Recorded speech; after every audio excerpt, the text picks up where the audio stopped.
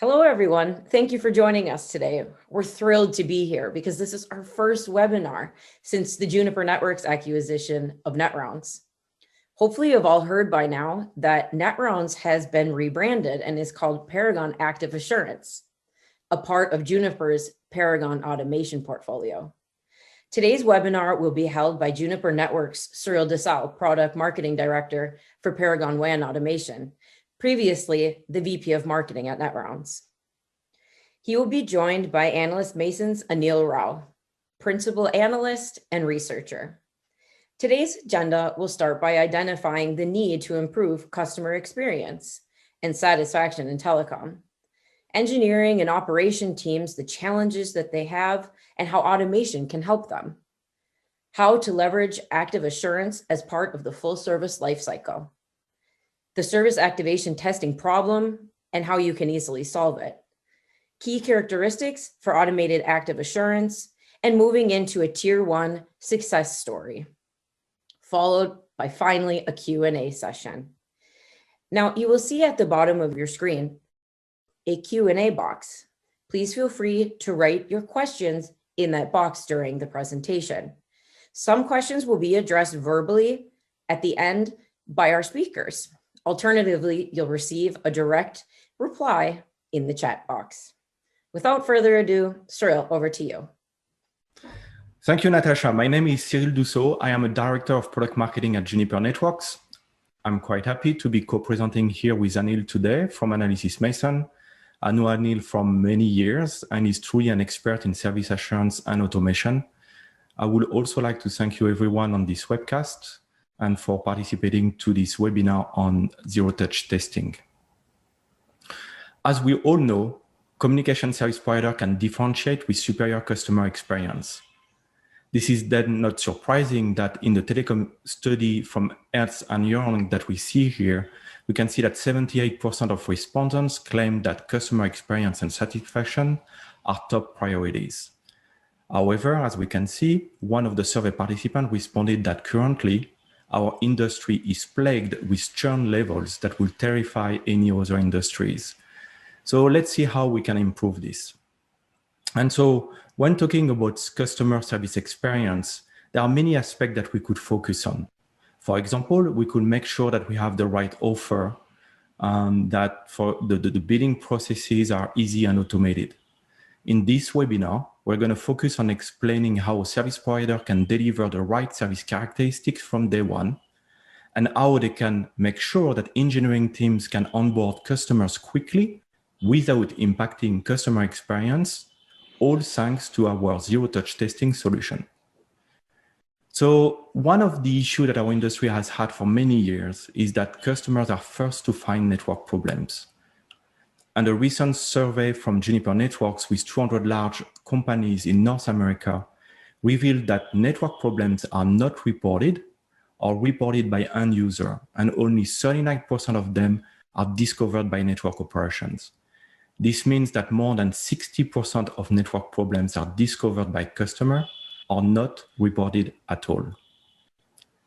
This is something that needs to change if we want to achieve our strategic objective of improving customer experience and satisfaction. So prior to describe the solution, Anil will now explain what are communication service provider challenges and how their process needs to evolve to assure customer experience. Thank you, Cyril. That's a great introduction to why service providers must put customer experience at the heart of their business strategies, especially in the context of network service experience. So in my part of the presentation, I will argue that service providers need to think about a new operations model to address some of the challenges that Cyril explained in his initial remarks. And I believe network automation is foundational to this new operations model. So I'm going to try and explain this in a little more detail. So in the chart here, you see I've tried to sort of depict the traditional operations model, highly simplified, of course. So in this operations model, the organization design and the business processes were designed for traditional voice and data services as siloed and highly manual processes. So network engineering and field operations, build out the network, followed by the business and IT operations, creating the customer orders, and then IT and network operations, provisioning the service orders, and finally, the operations and engineering teams managing the day-to-day network and service operations. The interdepartment collaboration has been critical to make this model work. But then this has been done largely in a manual manner. This is one of the key reasons why service providers face some of the issues that Cyril explained earlier. So the siloed processes with manual interdepartment handovers lead to an inward focus on operations, losing sight of the broader business goals, such as customer experience, superior customer experience, and so on. So in my part, I want to propose a new operation model for what we call as the end-to-end service lifecycle automation, which is fit for purpose for the 5G era.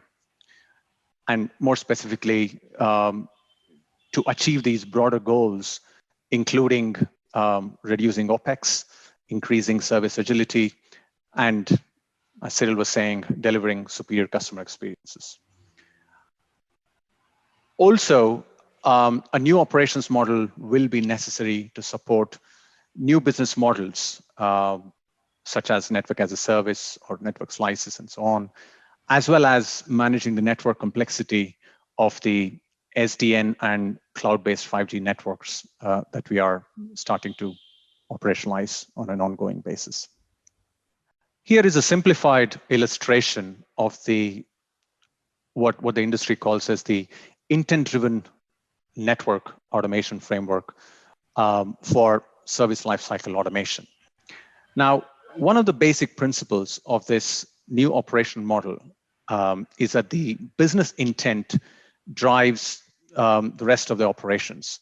Now, the business intent could be an enterprise wanting a low latency network slice, or wanting to set up 100 sites with SD-WAN as an example.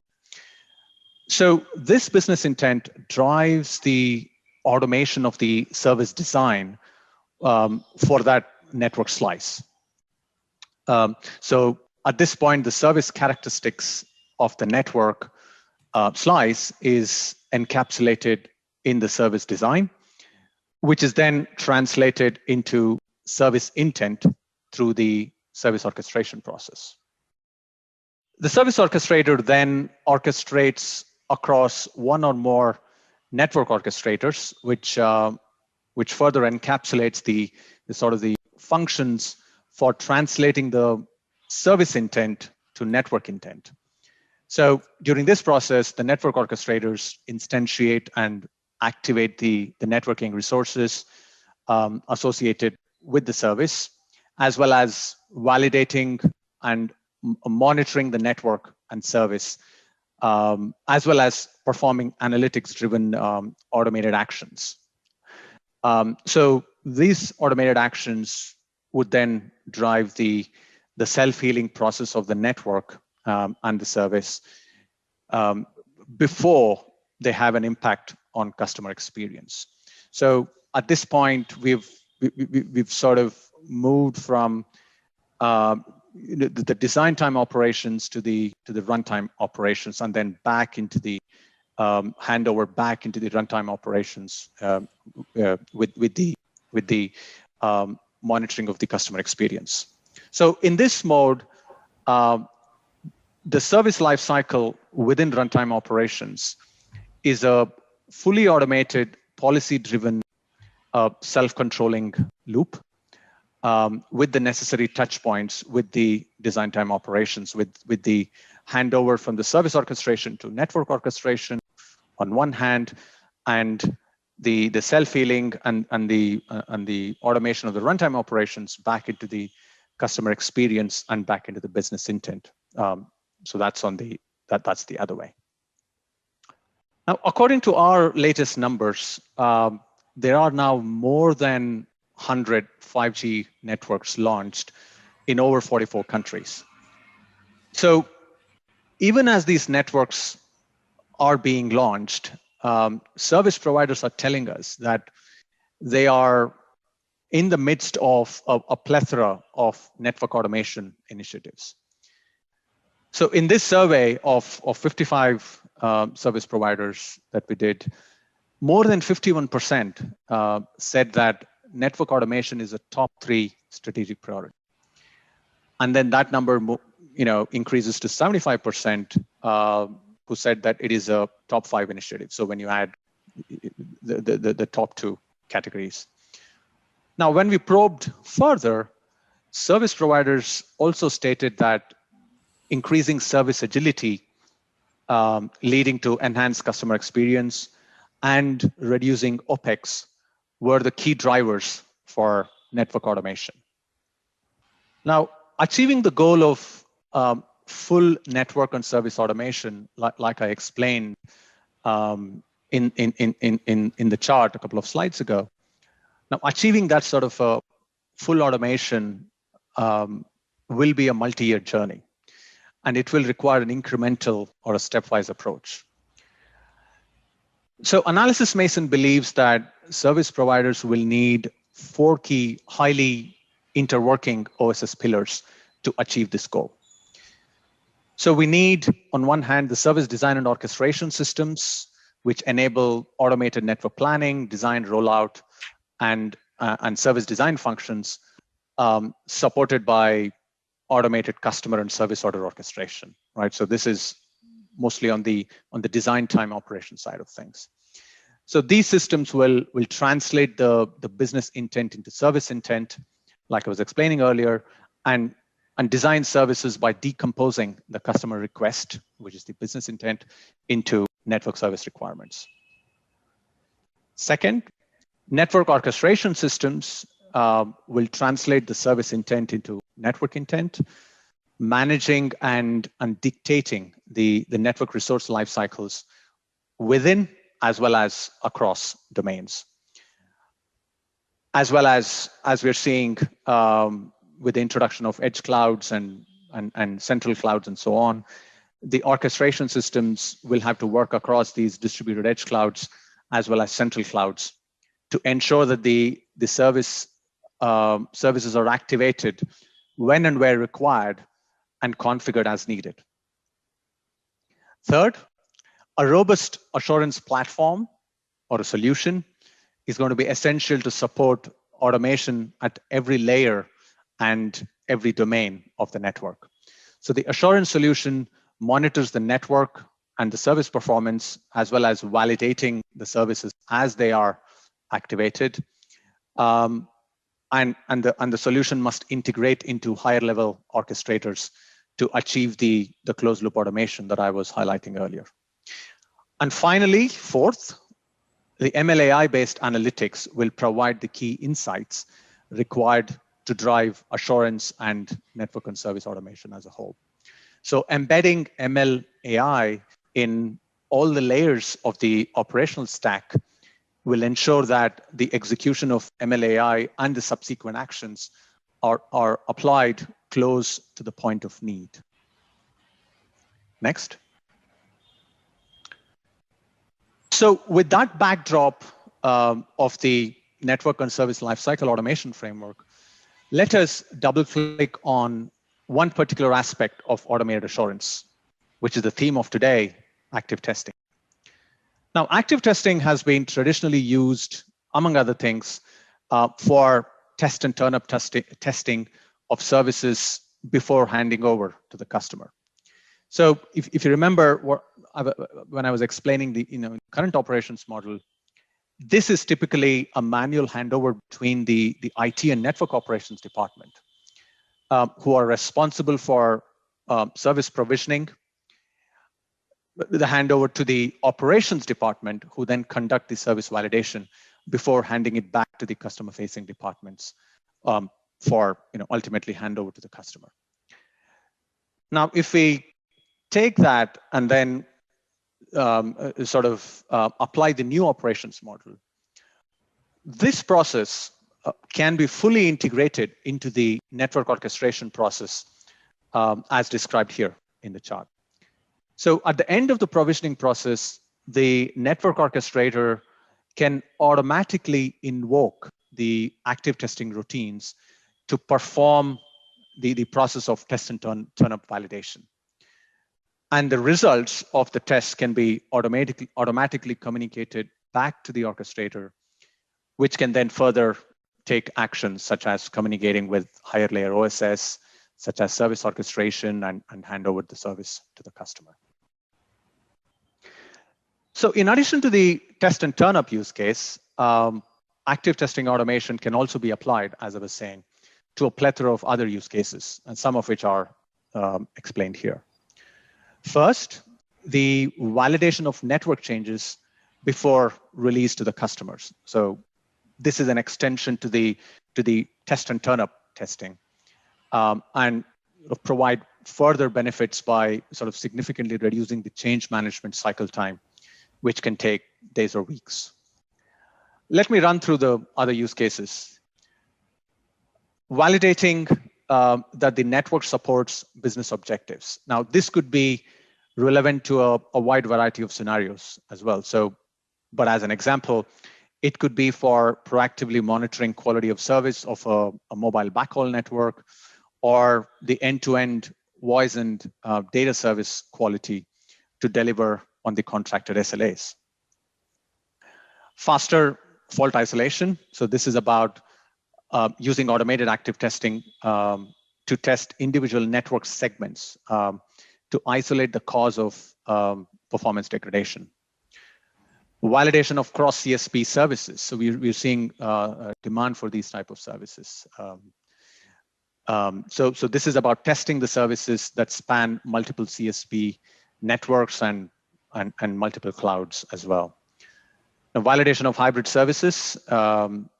It's in the title. It's about services that span both physical and virtual networks.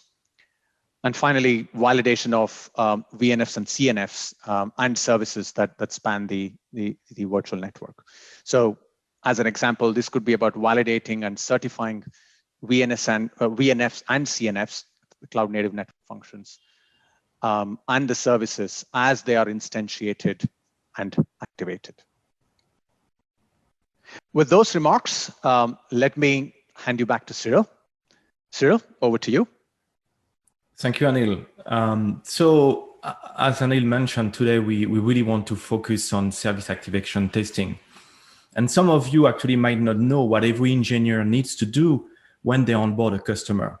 So I just wanted to provide an example of a typical activation testing. So when prior to onboard a customer, you might need to basically double check that the security gateway are well configured.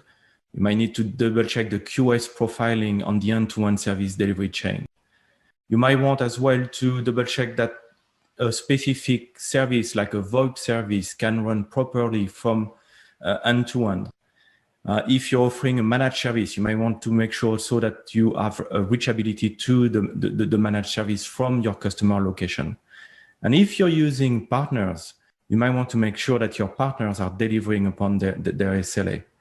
And if one of those tests is not working, like for example, if you're doing a lot testing, then you can't onboard the customer. You have to make sure that everything is properly configured prior to onboard your customer. And in fact, while we have to do all those tests, in reality, services are not tested thoroughly. And I think Anil mentioned it a bit as well. And the reason is that we used to use a lot of handled test device. They might be difficult to test. And so at the end of the day, to test those services, at the end of the day, most of the team, they're also pressured by the business. So they do nothing. They might do a simple ping. And if they have a high value customer, then they might send some engineers on site to make sure that things will work for that high value customer. Yet that is quite expensive. So at the end of the day, if they are not testing thoroughly their services, they have failed deliveries. which leads to bad reputation, churn, and on top of these, very expensive repairs. Because when it doesn't work, it's really tricky to understand why it doesn't work. So the solution that we're proposing today and that we are talking about is using active testing, which are synthetic transactions that we can run on the data plane. And by running those synthetic transactions on the data plane, the way to do it is we are leveraging some software-only virtual test agents that can be deployed in the network. And from those agents, you will run those synthetic transactions end-to-end or between the different network segments that support your service. And that is really the only way to properly understand service quality as an end user. If you don't want or cannot deploy agents everywhere, then you can use reflector technology in your network to do some testing from the agent to a reflector. So there are different capabilities and possibilities depending on your service and depending on your network architecture. But by doing this, you are really going to understand your end-to-end performance or end-to-end service performance for the characteristic that you sold to your customer. For example, you will understand if your SD-WAN service works end-to-end, and if it doesn't, which is the underlay network that might be damaging that performance. You will be able to make sure that the QoS is configured in all the different network segments that are supporting that service. If there's a firewall that is misconfigured, yes, as well, you will be able to spot that basically your customer is not going to be able to reach that critical application when the service is trying to go through that firewall. And so there are a number of key success factors that are required in order for you to succeed with those projects. One of them is to have one platform that offers all the tests that you need from layer 2 to layer 7. So if you're offering a layer 2 or layer 3 VPN service, if you're offering an SD-WAN service, or if you're offering a VoIP service or a managed Office 365 or any other managed application, you want to make sure that that platform that you have give you the ability to test all those applications. And then when you deploy those software-only agents in your network that, by the way, can be automatically deployed, basically you have all what it takes to monitor your service. And one other critical success factor is that you have the ability to build through test template to compose the test that you need that depends on your service and that depends on your customer. So for each of your services, there's a number of tests that you want to be done. And there's a number of thresholds that you want to set that will be based on your basic, I would say, service definition, or it could be tailored to each of your customer. If you've sold a specific tailored service to a customer, you also want to be able to test the characteristic of that specific tailored service. And so you need that solution that gives you the ability to compose, to select all the tests that you need, chain them, and run them once. But if you have different type of services, like a VoIP service, on top of testing the connectivity, you might want to run 5 VoIP calls in order to make sure that the VoIP service is running. You might want also to try to reach your Office 365 service from the customer location to make sure that the employees that are going to use that service are going to be able to get good performance about all those applications that are hosted in the cloud and somewhere else. And so I'm going to hand over back to Anil, who has some more critical success factor to share with you. And so, Anil, it's back to you. Thanks, Cyril. So when you sort of contextualize what Cyril was saying just now and my initial remarks around the whole network automation and the role of active testing automation. So we need to now think about the underlying technology that underpins the active testing solution, right? So Cyril alluded to it in one of his slides where he was talking about virtual test agents. or software-only test agents, right? So that's interesting, because what I'm going to talk about is something on those lines here. So one of the additional requirement is that the solution should not only support existing physical networks, which is most of what we have today, but should also be future-proof to support the new software-defined networks and virtual networks of the future. So when we analyze from these standpoints, we will realize that the existing active testing technology, which are predominantly appliance-based, may not be most suited for these new requirements. So I'm proposing here that the active testing technology must evolve to support new deployment options, which I've sort of highlighted here in the right side chart.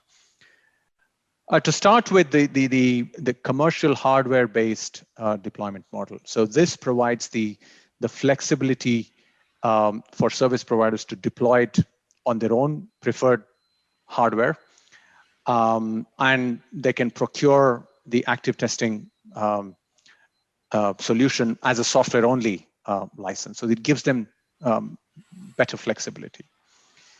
VNFs, so this is the next, I suppose, both as an evolution as well as an additional deployment model, is the option in which the active test components are deployed as virtual functions, and by nature, the virtual functions enable a much higher dynamicity and programmability.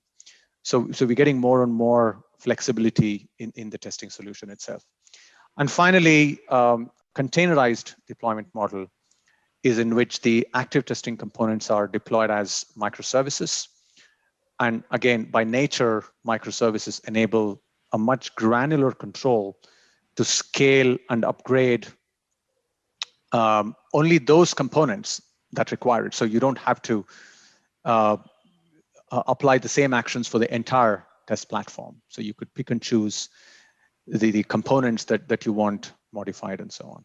So the idea here is to have a portfolio of deployment options. So service providers can make choices as they deem fit for their purpose and depending on where they are in their evolution journey in terms of automation and so on.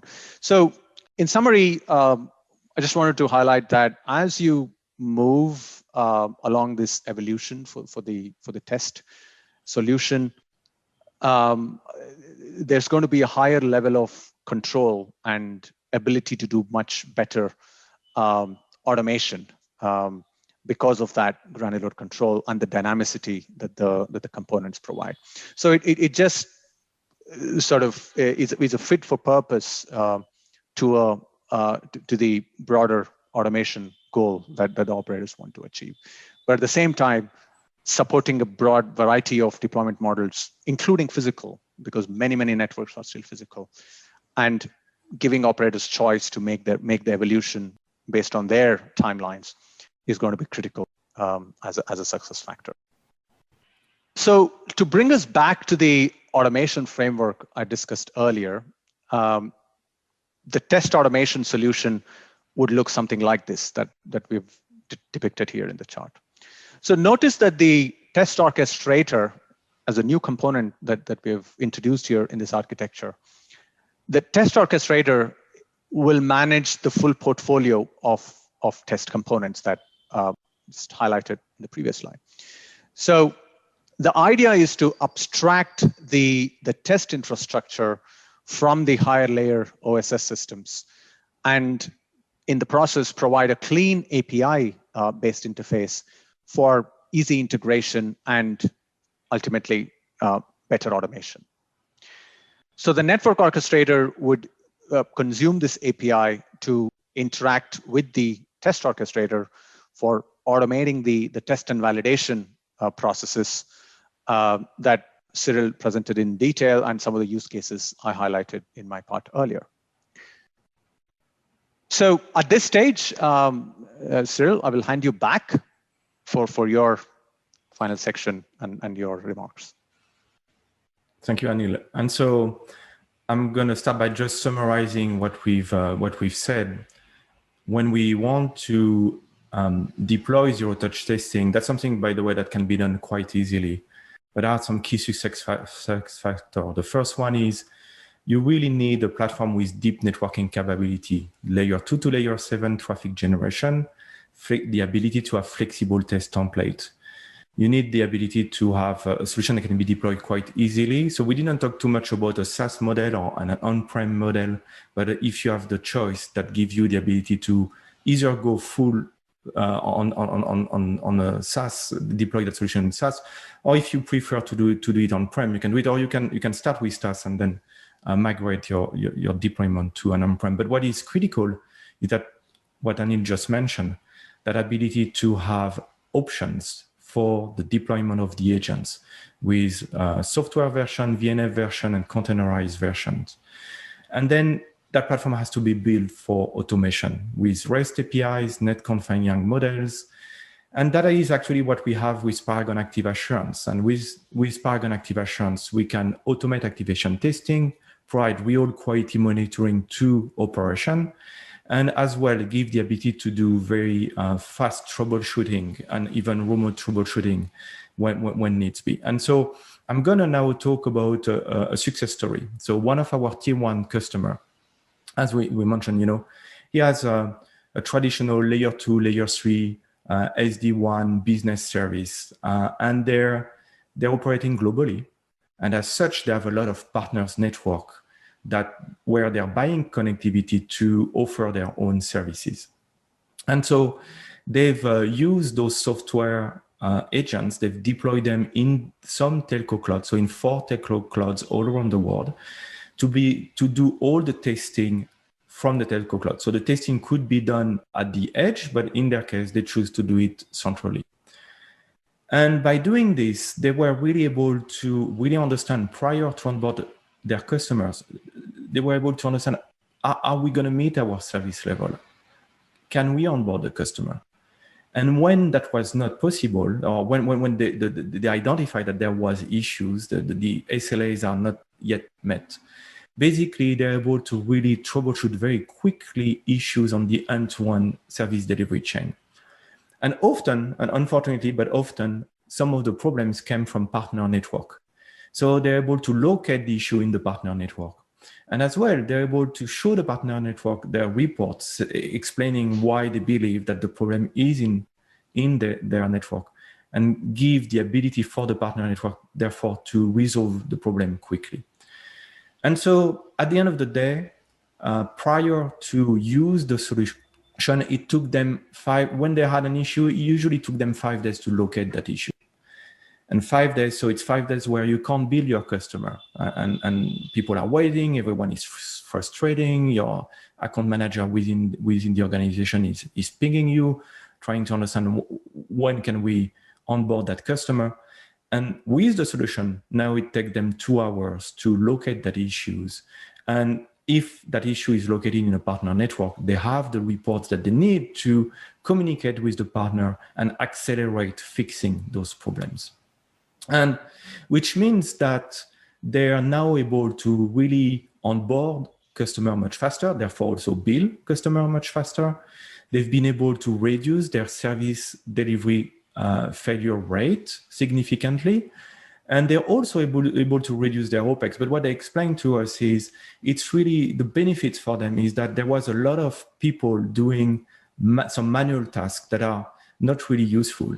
And now those people, we save a lot of time for those teams that can refocus on more critical issues. They can actually optimize further the quality of the network and services because now they have the time, and all those tasks that they had to do to identify the problem and to fix those problems, they don't have to do this any longer. So it's a great win-win for everyone within that organization.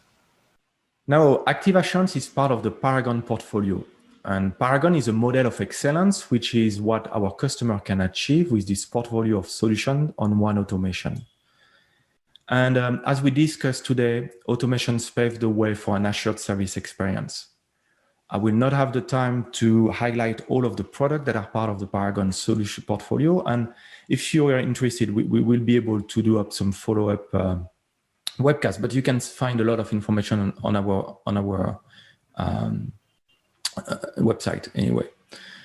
So with Paragon, you can plan, model, and forecast your service. You can orchestrate service activation. You can automate service assurance, as we've really have seen today.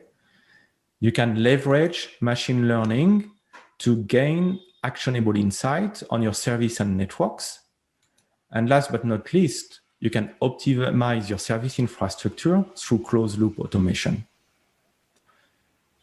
So that is the end of the webcast part of that webinar. And I would like to thank you all for being here with us and for your attention. I really hope that session was informative, and we're going to now start our Q&A. Thank you from my side as well. Thanks, Cyril. Always a pleasure to co-present with you, and back to the audience for some engagement and some interesting questions, I hope.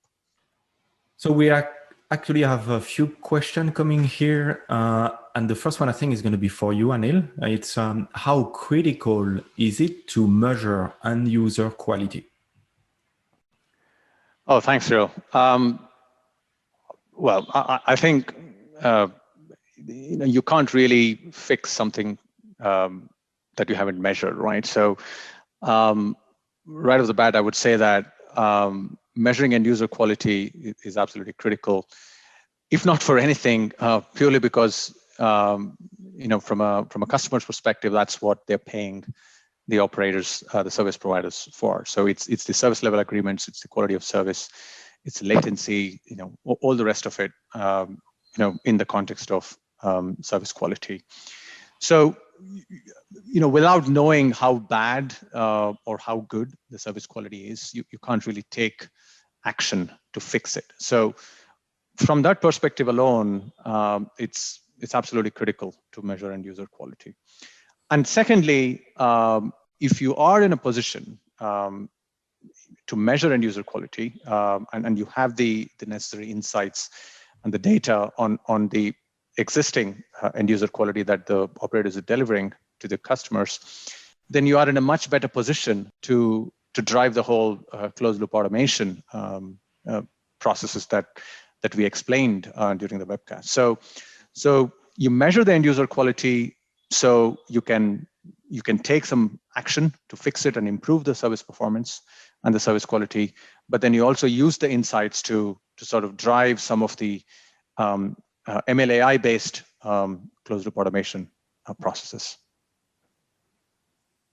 Okay. So thanks, Cyril. I see another question just popped up here. Maybe I think you're in a good position because you talk to customers all the time. So one of the audience wants to know, do you believe that open APIs are now mature enough to automatically turn on service quality measurement for each service or location? That's a good question, and definitively. So with solution like Paragon Active Assurance, a containerized software agent can be automatically deployed in the network. So tests can be automatically turned up and executed prior to onboard customers. Also, true service level monitoring can automatically be tailored to the service characteristic purchased by customer, as we discussed during that webinar. And so this is all due to the maturity of a solution like Paragon Active Assurance that can be driven from REST APIs. And we have now many implementation with various CSPs and some quite interesting one. But the thing is, service assurance has been overlooked in the past due to the complexity associated with deploying and configuring solutions. And here, what we are bringing with Paragon Active Assurance is a solution that is actually extremely easy to automate to make sure your services will be assured properly from day one. So definitively, we are really mature, and basically that's something that I think every service provider should do. So I'm looking at other questions, but actually I think we're running a bit short of time. So what we'll do with Anil, we'll stay on the webcast, and we will respond to the question on the text box. And so for the other question, there's a number of them. We'll send back the answers to everyone who's participated to that webinar. So don't hesitate to leave your questions, and we will come back to you. And so thanks everyone for attending that webinar. It was a pleasure to be here with you today. And we hope to hear from you and to interact in the future on that very interesting topic. And thanks a lot, Anil, for being here with us today. Oh, well, thanks for having me, Cyril. Always a pleasure to co-present with you. Indeed, automation is a great topic, and we research this topic with Analysis Mason in a lot of depth, and hopefully we'll have more interesting conversations in the future as well. Thank you.